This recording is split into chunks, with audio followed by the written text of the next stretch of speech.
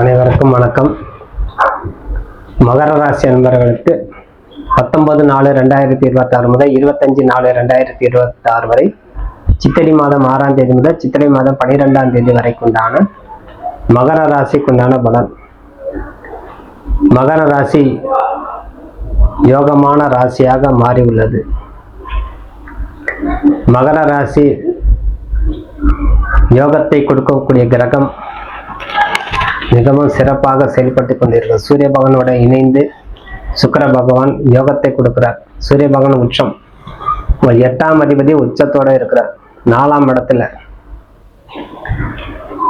இடத்துல இருக்கக்கூடிய சூரியன் உங்களுக்கு தன பிராப்தம் அதிகரிக்கும். தெளிவான மனநிலை இயங்கும். நம்மகிட்ட என்ன தவறு இருக்குது அது சரி செய்து கொள்ளணும். இந்த துறையில நான் இருக்கிறேன், இந்த துறையில இருந்து அந்த துறைக்கு போக நான் இவ்வளவு நாள் தாமதமா செய்து கொண்டு இருக்கிறேன் அப்படிங்கிறதுல உங்களுக்கு புரிய வந்துடும். நீங்க எந்த பணி செய்து கொண்டிருந்தாலும் நான் கவனமாக இருந்திருந்தால் இதுல இருந்து இந்த போஸ்டிங் நான் போயிருக்கலாம், இதனால நம்மளுக்கு ஒரு நன்மதிப்பு கிடைச்சிருக்குங்கிறது தெளிவு இந்த வாரம் இந்த மாதம் முழுவதும் உங்களுக்கு உருவாக்கிடும். நம்ம தவறு செஞ்சிட்டோம் அப்படிங்கிறது உங்களுக்கு புரிய வந்துடும். நம் மகர ராசிக்காரர்களுக்கு தவறு செய்தோம் அப்படிங்கிறது புரிய வந்துடும். செவ்வாய் பகவான் 3ஆம் இடத்துல, உங்க 4ஆம் அதிபதி சொல்லக்கூடிய பகவான் செவ்வாய் 3ஆம் இடத்துல சனியோட சேர்ந்து யுத்த கிரகமாக செயல்படுகிறார். அதிலே புத பகவான் இணைந்து செயல்படும் போது உடல் ரீதி சற்று கவனமாக இருந்து வரணும். மனதில் இருக்கக்கூடிய தன்மையும் உடலில் இருக்கக்கூடிய தன்மையும் ஒரு சோர்வு தன்மை கொடுத்து கொண்டே இருக்கும். ஒரு தைரியமற்ற செயல் உருவாகும். கணவன் மனைவி கொண்டால் ஒற்றுமை அதிகரிக்கும். திருமண பாக்கியம் கூடக்கூடிய தன்மை உருவாகும். திருமணம் மிக விரைவில் நடக்கக்கூடிய யோகமே கொடுக்கும். இந்த காலத்தில் நீங்கள் பதிவு செய்து திருமணத்துக்குண்டான முயற்சி ஈடுபடும் போது சந்திரபகவான் உச்சமடைவார். ஆகவே சந்திரபகவான் உச்சமடையும் போது உங்கள் ராசிக்கு 7ஆம் அதிபதி உச்சத்தில் இருக்கும்போது அந்த கிரகத்தால் உங்களுக்கு நன்மை உண்டாகும். இப்போ ஞாயிற்றுக்கிழமை இருந்து செவ்வாய்க்கிழமை மாலை 5 மணிக்குள்ள நீங்க திருமண தகவல் வேண்டி அனைத்து இடத்திலும் பதிவு செய்து கொண்டு வரன்கள் பார்க்க முயற்சி செய்யும் போது திருமணம் மிக விரைவில் நடக்கும். புத்திர பாக்கியம் உருவாகும். 5ஆம் அதிபதி சொல்லக்கூடிய கிரகம் சூரியனோட சேர்ந்து இருக்கும்போது ஆண் கிரகமாக இருப்பதால் ஆண் குழந்தை பிறக்கக்கூடிய தன்மை கொடுக்கும். ஆகவே ஆண் வாரிசு உருவாகும். ஒரு கிரகம் நல்ல கிரகமாக சேர்ந்து இருக்கும்போது அது தன்மையால் நம்மளுக்கு ஆளப்படும்.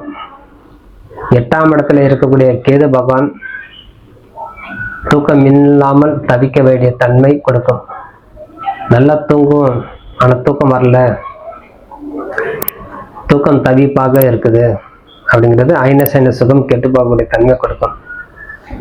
உங்கள் 12ஆம் அதிபதி 3ஆம் அதிபதி சொல்லக்கூடிய குரு பகவான் உங்க ராசிக்கு 6ஆம் இடத்துல, மொத்தத்துல உங்க மகர ராசி எடுத்தாலே குரு பலன் எப்பவுமே குறைவாகவே இருக்கும். ரொம்ப நல்லா இருக்கக்கூடிய இடம் இந்த கோட்சாரப்படி வரும்போது மட்டுமே. குருனால் எந்த ஆதாயம் கிடைக்காது. இப்ப குரு பகவான் மாறணும். அப்ப மே மாசம்தான் மாறுவார். கடைசியில மே மாசம் இறுதியில தான் மாறுகிறார். அதுவரை நம்ம பொறுமையாக இருக்கணும். அப்ப குரு பகவான் அனுகிரகம் இல்லாதனால திருமணம் செய்யலாமான முடிவு செய்து கொள்ளும் போது எந்த விதமான குறைபாடு கிடையாது. ஆகவே உங்களுக்கு சனி பகவானும் ராகு பகவான் உங்களுக்கு நல்ல பக்க பலமாக இருக்கார். 2ஆம் இடத்துல ராகு உங்க முயற்சி விடாம வச்சுப்பார். எத்தகைய செயலாக இருந்தாலும் விடாபிடியாகவே இருப்பீங்க. அது செய்து முடிக்கணும், எது செய்து முடிக்கணுங்கிறது உங்களுக்கு மனதில் தோன்றிக்கொண்டே இருக்கும். அதனால குடும்பத்துல சில நேரம் சகோதர சகோதரி கிட்ட ஜாக்கிரதையாக இருந்து வரணும். அவர்கிட்ட நம்ம அதிகமாக பேசினால் பகை உருவாகாமல் பார்த்துக்கணும். நண்பர்கள்ட்ட கூட சரி, சக ஊழியர்கிட்டையும் சரி, பேச்சுத்திறன் நிதானம் வேணும். அதிகமாக பேசினா அதுவே நம்மளுக்கு அல்லல் மயம் ஆயிடும்.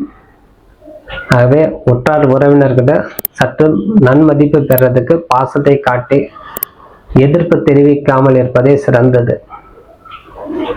இந்த காலத்துல அனைத்தும் தொலைபேசியில பேசும்போது கூட 2 வார்த்தை நீங்க அதிகமா பேசினா அது ஒத்து வராது. ஆகவே சற்று நிதானமாக இருந்து கொஞ்சம் விட்டு கொடுத்து நடந்து கொள்வதே சிறந்தது இந்த மகர ராசி அன்பர்கள். அப்ப நம்ம வாழ்க்கைக்கு சனி பகவான் நல்லா இருக்கிறாரு அப்படின்னாலும் சூரிய பகவான் நல்லா தான் இருக்கிறாரு, சுக்கிரனும் நல்லா இருக்குது அப்படின்னு சொல்லும் போது கூட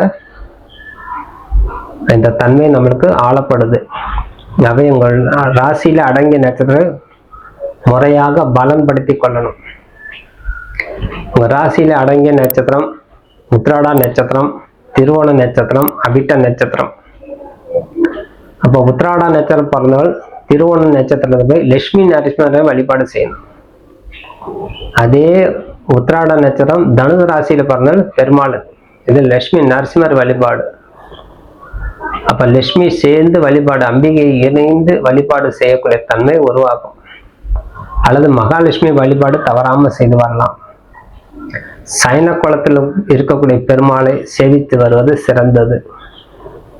நீங்க ஒரு திருவோண நட்சத்திரக்காரங்களோ அவிட்ட நட்சத்திரம் மகரிஷிகளை போய் கண்டு ஆசீர்வாதம் வாங்கணும்.